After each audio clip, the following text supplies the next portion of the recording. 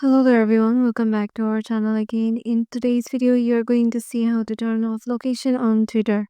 So head over, let me show you the options or the steps you can follow. So first of all, log into your X account and click on your profile icon in the top right corner. Then select settings from the drop down menu.